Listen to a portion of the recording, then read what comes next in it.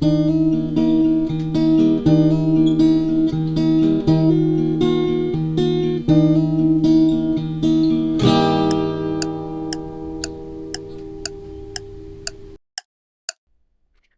I'm Andrew with 10 Minute Therapy, and today we're going to continue our discussion on anxiety by looking at anxiety in the brain. And really, what we're going to try to examine is what exactly happens in the human brain during times when we are experiencing anxiety. So, let's go ahead and get the timer started. We'll get right to it. So, anxiety and the brain. This is a message that I share with a lot of my clients who are experiencing anxiety, whether it comes in the form of generalized anxiety, social anxiety, or social phobias, OCD, PTSD, whatever the case may be. It's a message that I try to share with folks up front because I want people to understand what's happening in their brain and in their body when they experience anxiety. And the reason for this is simple. Truly, I want to help take away some of the fear and the stigma. There's an old cliche saying that knowledge is power. Well, if that's true, understanding what's happening in my brain when I experience anxiety can give us the power to recognize those symptoms, take the fear and reaction out of it, and allow us to proceed forward through anxiety better. So I hope that you'll gain some of that from this video here today. So to start off with, if we're going to examine anxiety in the brain, then we need to start by examining two specific parts of the brain, and those are the prefrontal cortex and the limbic system. Now, I will clarify that I am not a doctor. I'm not a neurologist. If you want deeper and more detailed and specific information, I recommend you go to some of those sources. My hope is to give you a general understanding of these functions of the brain. And so let's start off with the prefrontal cortex. Your prefrontal cortex is the area of the brain located directly behind your forehead. And that part of your brain plays an important role of daily life. Number one, it's one of the last areas of the brain to fully develop between ages 20 and maybe 25 or so.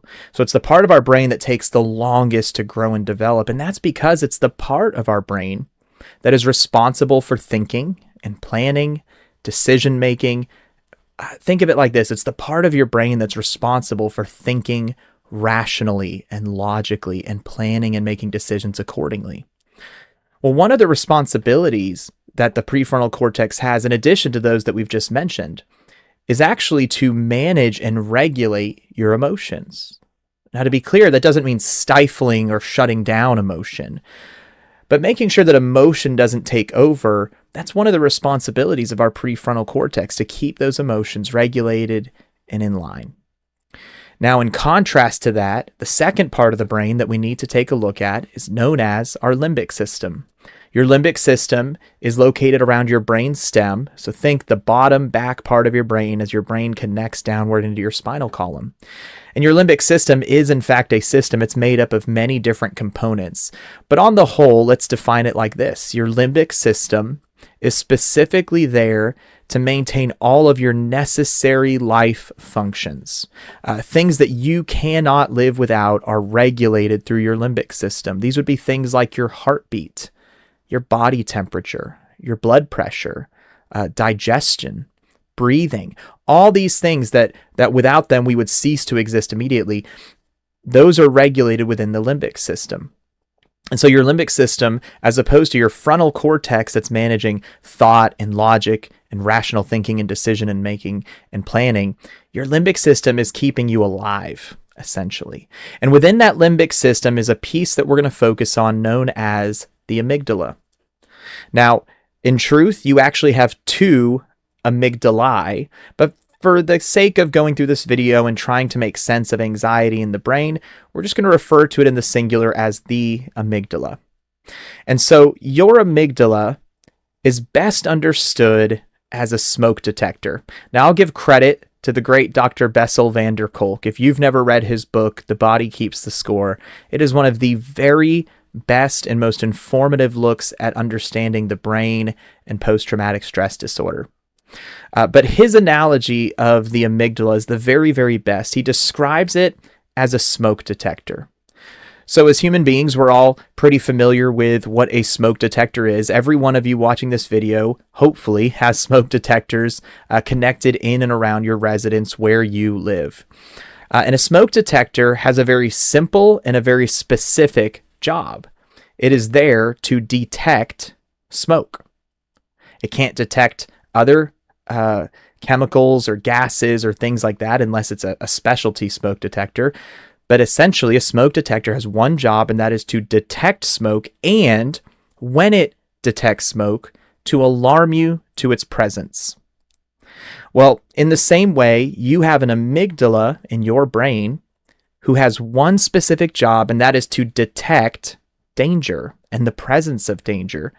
And when your amygdala believes that it has found or encountered danger, it is to alarm you to that presence. Now, a smoke detector is not a device that you turn on when you think you smell smoke. No, a smoke detector runs 24/7, constantly scanning your environment for the presence of smoke. In the same way, your amygdala 24/7 is running and scanning your environment for the presence of danger. When a smoke detector detects smoke, it alarms you with a loud sound to the presence of that smoke. Your amygdala does a similar thing. When your amygdala detects danger, it reacts by triggering what we often call your fight or flight response.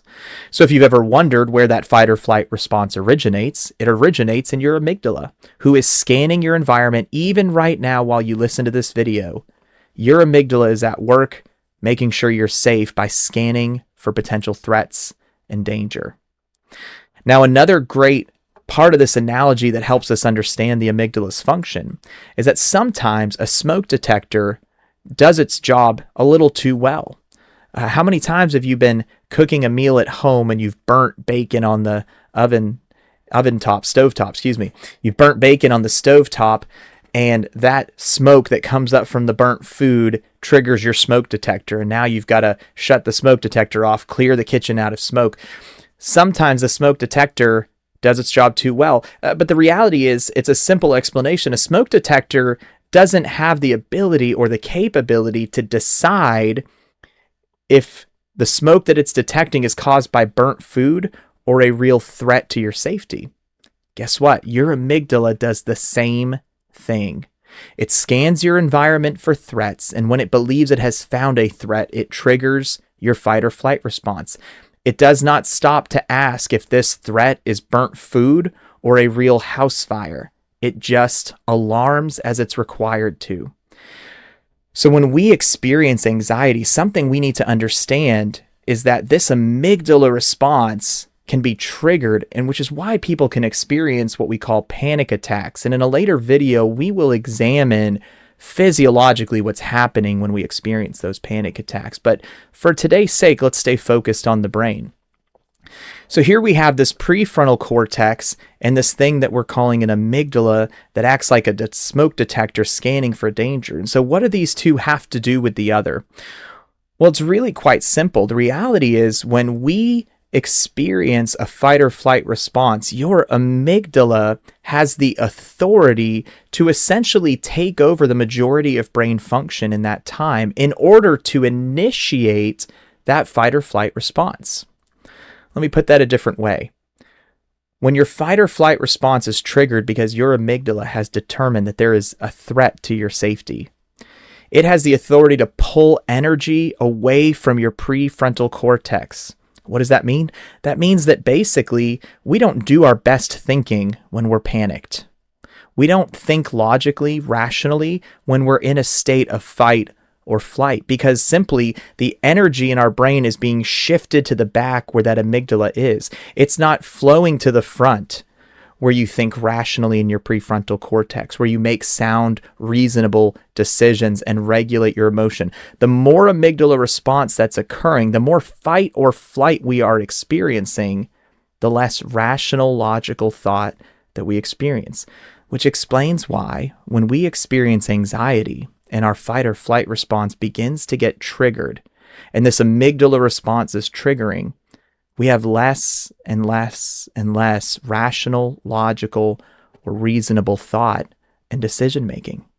And I think this is a really important thing to recognize, that amygdala response is designed to keep us safe. It's designed to detect danger and alert you to its presence. But when it does that, and sometimes it gets it wrong, just like a smoke detector, we're not doing our most logical, rational thinking in those moments. One last thing to close out our video today. That fight or flight response that's being triggered by the amygdala begins with one simple task, and that is the release of cortisol, that stress hormone we mentioned in our last video. Cortisol is released into the brain during amygdala response. That cortisol speeds up everything. And so as we begin to go into our next videos and look more at anxiety, the way we think during anxiety, other triggers, top-down response, bottom-up response, we're going to see that amygdala response is responsible for a lot of the issues we face, but we're also going to look at ways that we can manage that and better control that. Well, as you can see, I've gone over by a few seconds, so we're going to wrap up our video here today, but my encouragement to you is this. I hope that you've learned something, and I hope that if you heard something today that explains maybe how you have felt or something that you've been experiencing, talk to your counselor, talk to a therapist, and begin to work through the process of unraveling this anxiety so that you can live in the freedom of less amygdala response. In the meantime, I'm Andrew with 10 Minute Therapy. God bless.